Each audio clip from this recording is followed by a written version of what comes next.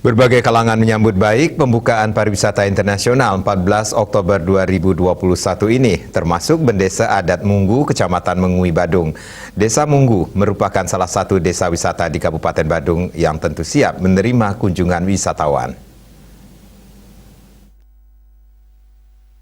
Bendesa Adat Munggu Imade Rai Sujana mengungkapkan penerapan protokol kesehatan prokes wajib memakai masker, mencuci tangan dan menjaga jarak mesti tetap menjadi perhatian. Dengan harapan kasus COVID-19 yang sudah melandai tidak meningkat lagi.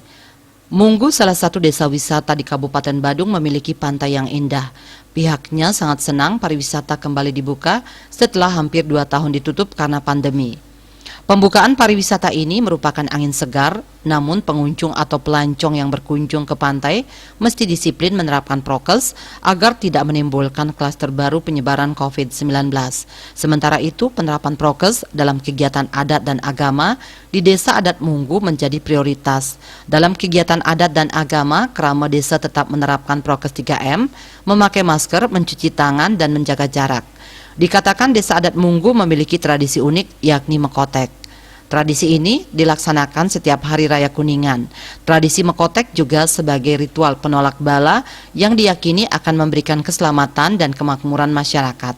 Karena itu tradisi ini tetap dilaksanakan kendati pada masa pandemi COVID-19 sekalipun tentu dengan penerapan prokes. Subrata Bali Pos melaporkan.